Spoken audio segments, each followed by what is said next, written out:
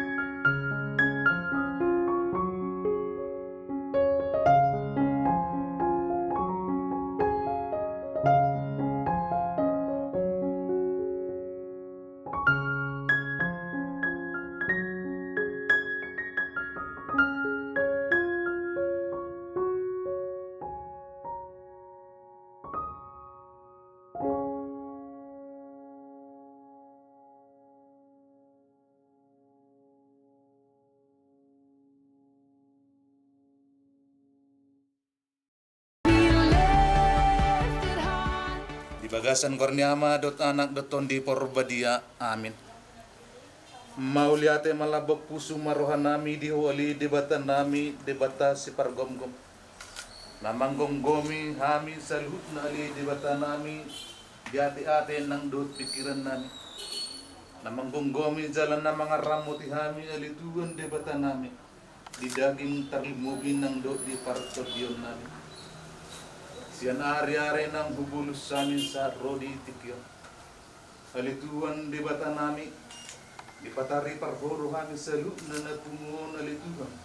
Marhagi pason mga laka marnatapat mas paruparupan dito nga ni rumah si bagating tua na marapang na marjuala. Kapartuturon rapdot raja ni pamurun namin margas pinagat. Di maalituan di anak panghihulian anak ni nasida dot burna. Yan namang muhay di parnakop ni mata niya rin. Satu namang gohi di gok ni mata niya rin di mata niya. Persanga marmuli mahuli Tuhan. Tangyong maililit namin. Malhibianan Jesus Kristus Tuhan namin. Namangulo dyan na mga raja ay rakondo. Di bagasan hasadaon ton di porbadia. Nuayang dotong tong rodi sa lilim na. Amin di bagasan.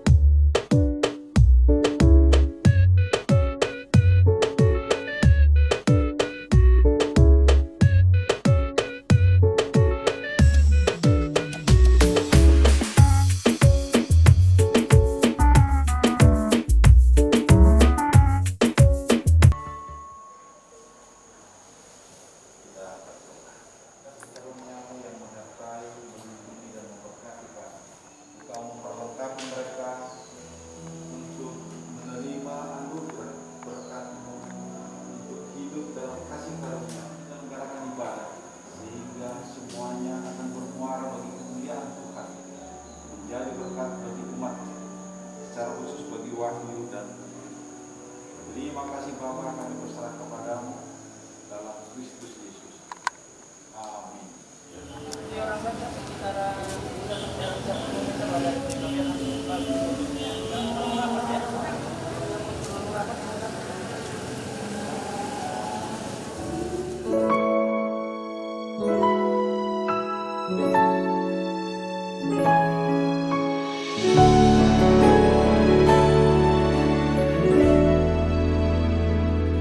Today I will walk with my hands in God. Today I will trust in Him and not be afraid, for He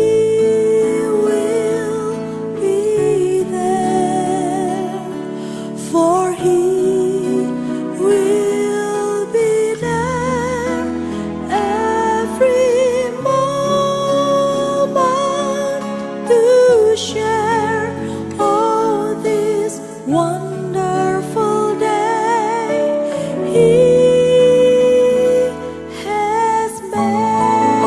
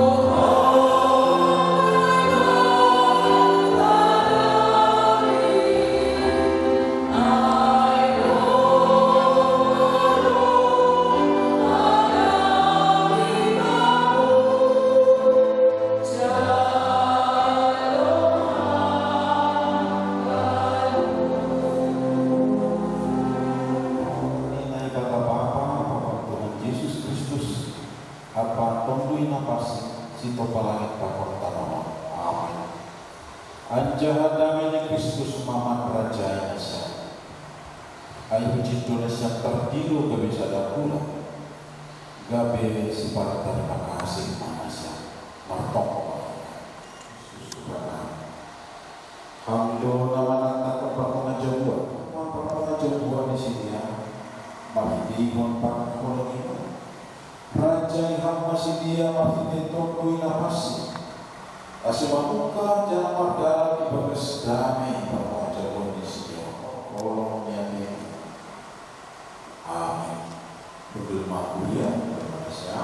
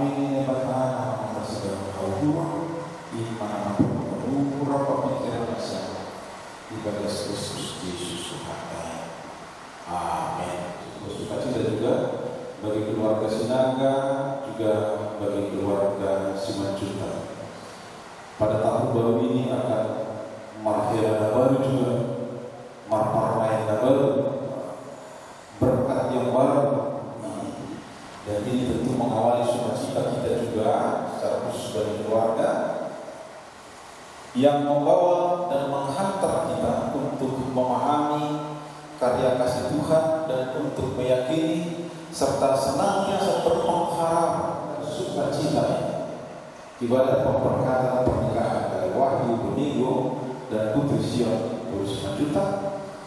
Kami akan menyampaikan firman Tuhan, memberikan firman Tuhan yang diambil dari 1 Tawarikh 17 ayatnya yang ke-27. Kiranya engkau sekarang berkenan memberkati keluarga hamba ini supaya tetap ada di hadapanmu untuk selama-lamanya. Sebab apa yang engkau berkati ya Tuhan diberkati untuk selama-lamanya. Bolehlah saya ulangi sekali lagi ya. Kiranya engkau sekarang, dan kemudian ada kata untuk selama-lamanya, adalah dua ungkapan waktu yang menunjukkan tentang totalitas dari kehidupan di mana manusia hidup di sana, di mana dia berada di sana, di mana dia mengalami kehidupan yang serba pasang surut di dalam kehidupannya. Dan hari ini dan juga untuk selamanya, maka dia selalu berharap pada Tuhan. Maka dia selalu bersandar kepada Tuhan. Maka dia tidak mau jauh dari Tuhan. Maka dia akan senantiasa mengakui bahwa sumber hidupnya yang membuat dia eksis, berada dan bertahan adalah kasih karunia Tuhan. Tentunya ini menjadi sebuah kebanggaan bagi Wahyu dan Putri yang sebentar lagi akan menerima pemberkatan dari Tuhan dalam kebersamaan kalian berdua dalam keseharian kalian berdua, dalam cita-cita kalian berdua, di tengah-tengah rumah tangga yang akan kalian hidupi, jalani bersama. Dan juga ini juga menjadi pengharapan bagi keluarga, baik keluarga Sinaga, keluarga pendeta kami, dan juga keluarga Simanjuntak, tentang sebuah keyakinan akan bagaimana hidup akan dilangkahkan, dilalui, yang membuat kita berkeyakinan bahwa siapapun kita, bagaimanapun kita, dimanapun kita, maka hidup yang berarti dan menjadi bermanfaat dan yang akan menjadi tetap utuh dan kuat kokoh adalah hidup orang-orang yang senantiasa bersandar kepada Tuhan. Inilah sukacita dari keluarga, karena rumah tangga mereka ini didasarkan pada keyakinan yang kokoh itu. Inilah sukacita dan pengharapan serta keyakinan bagi keluarga bahwa rumah tangga mereka berdua ini adalah rumah tangga yang diberkati Tuhan dan yang akan terus diberkati Tuhan dan yang seterusnya akan diberkati Tuhan, disertai dan dikokohkan, berakar di dalam kasih karunia Tuhan. Kita akan mengenal dari Tuhan Yesus Kristus, jemaat Tuhan yang dikasihi Yesus Kristus. Ada keyakinan dari William Lyon Craig dalam tulisannya yang menjelaskan tentang kebahagiaan di dunia ini. Pada tahun 1865 dia menuliskan tentang keyakinan. Jadi William Craig adalah seorang penulis, novelis, dan juga seorang ilmuwan yang banyak bergelut tentang bagaimana kehidupan manusia di dunia. Jadi kalau kita melihat dari segi waktu 1865, maka itu adalah waktu di mana sebenarnya pergumulan dan pergulatan yang berbeda dengan yang kita hadapi saat ini. Kalau kita sebut memang waktu saat ini, secara khusus di Indonesia, di Medan ini, di dunia ini, memang kita sedang bergelut karena COVID-19 dan dunia sedang tergoncang. Tidak hanya COVID, tapi juga implikasi dari COVID ini. Banyak orang yang di PHK, banyak orang yang harus bergumul tentang bagaimana untuk bertahan hidup, banyak orang yang mengalami kesulitan-kesulitan, banyak orang yang antara hidup dan mati sedang berjuang saat ini karena COVID dan lain semuanya. Sedikit berbeda kalau kita melihat di tahun 1865 di Amerika. Memang kehidupan tidak seperti modern kalau kita sebut dalam istilah sekarang ini untuk melihat kecanggihan teknologi dan lain semuanya, tidak seperti yang kita temukan saat. Masih bergumul tentang perbudakan, masih bergumul tentang kemelut hidup, ekonomi, masih bergumul tentang bagaimana mereka untuk survive di dalam kehidupan mereka. Karena kita tahu Amerika itu adalah daerah tempat di mana orang-orang datang ke sana untuk merantau dan memulai kehidupan dan menjadi settle, menjadi bertahan dan menikmati hidup. Pengamatan dari William Lyon Craig ini mengatakan bahwa dia menjelaskan seperti the highest happiness on earth. Jadi dia melihat bahwa sukacita yang paling tinggi, yang paling berbahagia di dunia ini didapatkan di tengah-tengah kehidupan orang yang berkeluarga. Pemikiran ini didasarkan pada pengamatannya, penilaiannya, dan juga pengalamannya di dalam kehidupannya. Berjalan dia di masa mudanya, tapi kemudian ketika dia berkeluarga, dia menemukan sesuatu yang tidak dia temukan dalam waktu yang Tuhan anugerahkan di dalam kehidupan. Pada satu sisi, ini membangkitkan keyakinan kita tentang betapa berharganya keluarga ini. Kalau kita yakin bahwa keluarga itu adalah merupakan sesuatu yang berharga, maka kita juga terpanggil untuk senantiasa berupaya merawat, berupaya memperhatikan, berupaya memberi daya perhatian yang tidak tanggung-tanggung untuk keluarga dan bahkan untuk pengorbanan sekalipun kita akan lakukan untuk sebuah yang berharga. Tapi kalau kita memperhatikan data pada waktu-waktu terlebih pada masa-masa terakhir ini, justru hal yang membuat kita sedikit agak miris karena hambatan atau goncangan dari COVID-19 ternyata juga berdampak kepada banyak keluarga. Catatan-catatan menjelaskan bahwa banyak orang yang rumah tangganya goncang setelah COVID-19.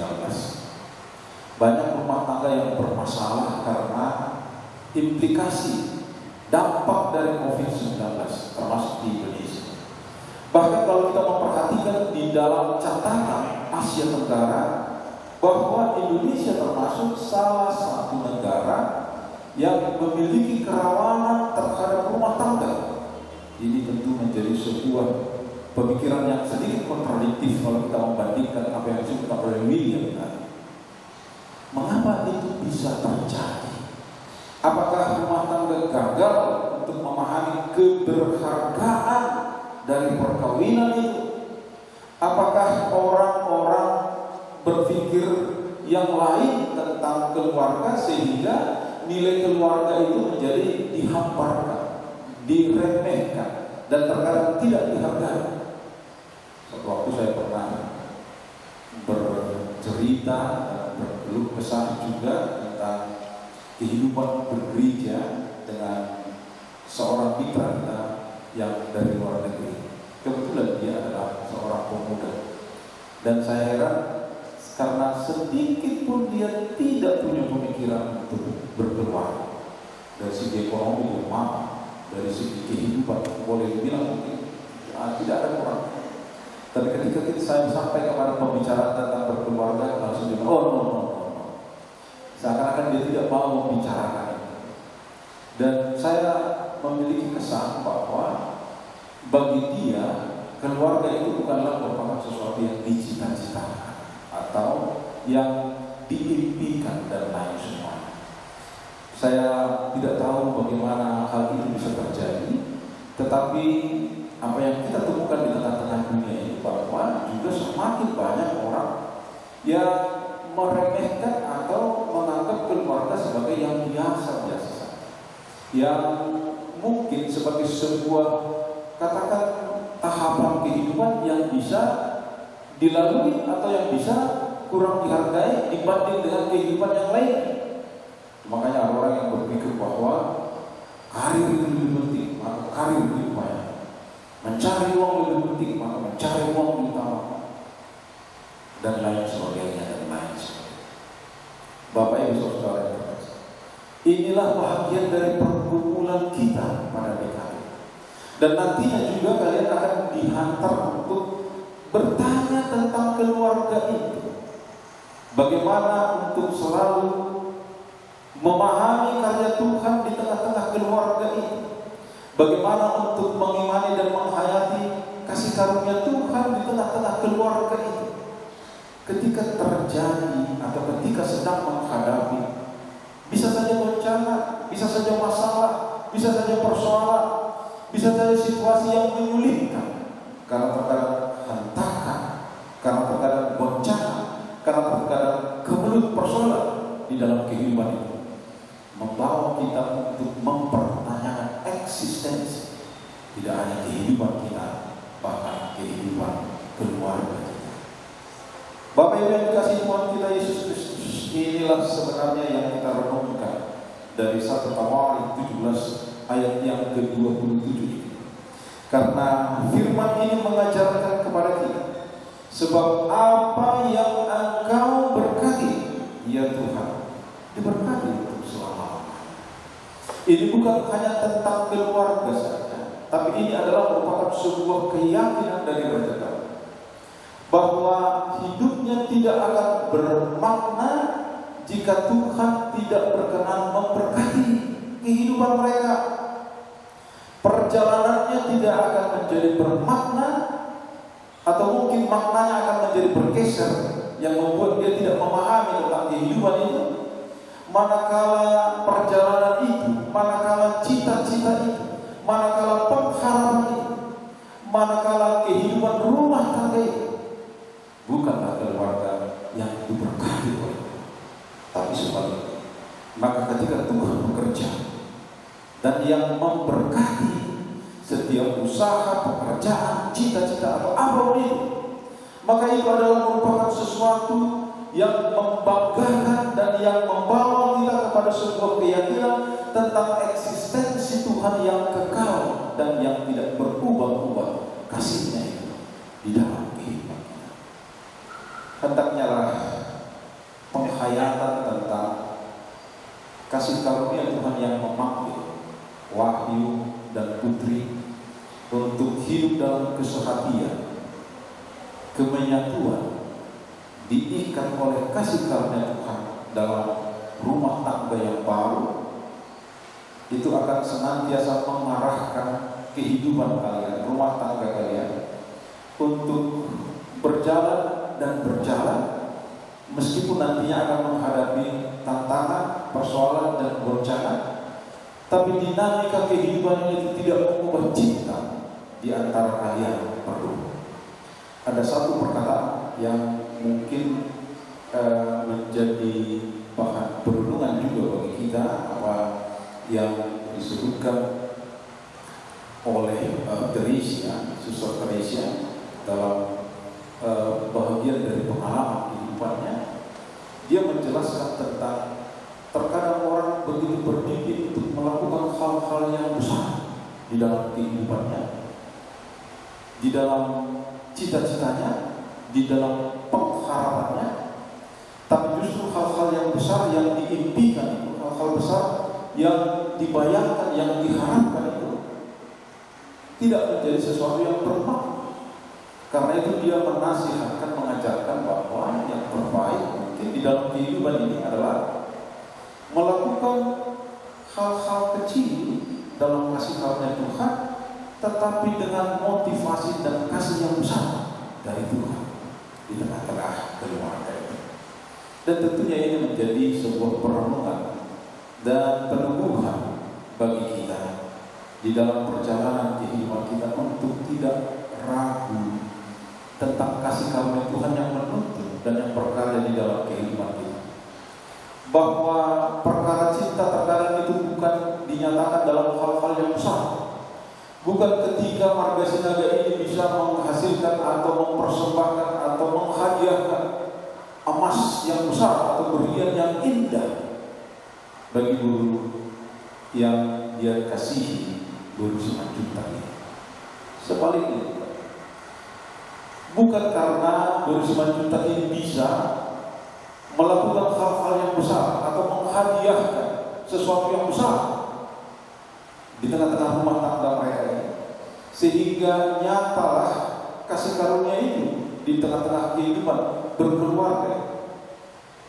Tapi justru terkadang cinta itu dinyatakan, kasih itu dinyatakan justru di dalam hal-hal kecil, di dalam hal-hal yang sederhana, tapi dengan kesungguhan dan kebulatan cinta yang diinspirasi dan didasarkan pada kasih karunia Tuhan, yang memberikan kekuatan dan yang memperbaharui relasi di antara suami dengan istri, yang memberikan peneguhan dan keyakinan di antara suami dan istri bahwa hidup istri akan terus bermakna dan menjadi bermakna dan menjadi sesuatu yang patut dibanggakan dan menjadi berkat di tengah-tengah keluarga. Demikian juga dengan hidup suami akan menjadi bermakna dan menjadi berkat di tengah-tengah keluarga, dan akan menyatakan kebanggaan yang memperlihatkan kebesaran dan kemuliaan Tuhan. Manakala kasih yang dari Tuhan itu terpancar di dalam keyakinan yang didasarkan pada kasih karunia Tuhan yang terus dan terus bekerja di tengah-tengah kehidupan. Karena itu jangan jengah dengan persoalan, jangan putus asa dengan persoalan, kemelut, tantangan di tengah-tengah kehidupan rumah tangga. Tidak ada rumah tangga yang tidak pernah mengalami pasang surut, itu jelas. Tidak ada orang yang sudah tamat betul untuk berkeluarga, yang sudah paham betul tentang berkeluarga, itu pasti. Walaupun orang yang sudah mungkin sedang merayakan atau akan merayakan usia pernikahan 50 tahun sekalipun, maka mereka bukan yang katakan yang sempurna tentang kehidupan berumah tangga. Tidak ada orang yang tidak memiliki kekurangan sehingga rumah tangganya tidak pernah ada masalah, tidak pernah ada kelemahan, tidak pernah hal-hal yang tidak diinginkan terjadi di tengah-tengah rumah tangga itu. Tapi inilah yang dikatakan oleh Henry David ketika dia memahami tentang rahasia dari cinta itu.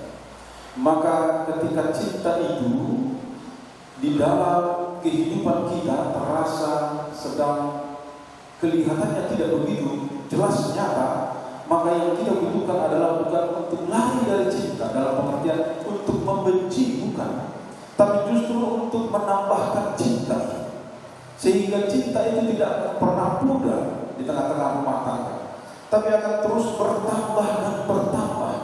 Kecintaan kita akan terus bertambah dan bertambah kepada Tuhan. Manakala kita tahu bahwa kita sedang di dalam kebelut, tapi di dalam kecintaan Tuhan maka ditambahkannya kepada kita. Itulah yang terjadi sebenarnya dalam perjalanan kisah Israel. Sehingga Israel tidak pernah ragu tentang kebesaran kasih Tuhan itu. Manakala mereka berjalan di padang gurun, manakala mereka berjalan di malam yang gelap, manakala mereka mengalami berbagai kebelut tantangan di dalam kehidupan mereka, maka Tuhan tidak pernah henti-hentinya. Bahkan ketika manusia itu jatuh ke dalam dosa sekalipun, maka Tuhan menambahkan kasih-Nya, menyatakan kasih-Nya, sehingga anaknya yang tunggal itu dianugerahkan kepada, sehingga setiap orang yang percaya kepada tidak akan binasa, tetapi beroleh kehidupan yang kekal. Maka teladan itulah sebenarnya yang menjadi sebuah pengajaran bagi kita, panggilan kepada kita untuk tidak pernah ragu mencintai pasangan kita dalam keadaan apapun. Ketika ada masalah, bukan untuk membenci kita dipanggil, tapi justru untuk mencintai. Ketika kasih menjadi hambar, maka kita tidak diajak untuk semakin menegasikan, menghamparkan kasih, tapi kita diajak untuk semakin mencintai dan mencintai terus.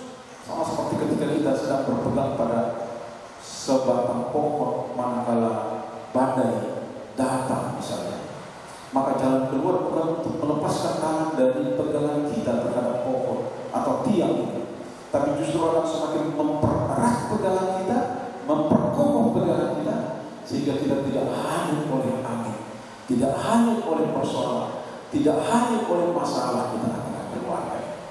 Sekali lagi firman Tuhan memanggil kita, memanggil Wahyu Domingo dan Putri Sion untuk berpengharapan dengan iman kepada Tuhan, bahwa demikianlah kehidupan orang-orang percaya, dan hendaknya demikian jugalah kehidupan kalian berdua di dalam penghayatan sukacita atas kasih karunia Tuhan yang mempersatukan dan yang memberkati kalian, dan yang akan mengokohkan rumah tangga kalian hingga waktu yang Tuhan anugerahkan kepada kalian, hingga di dalam kehidupan kalian akan semakin nyata kesaksian akan kebesaran Tuhan yang tidak pernah meninggalkan kalian.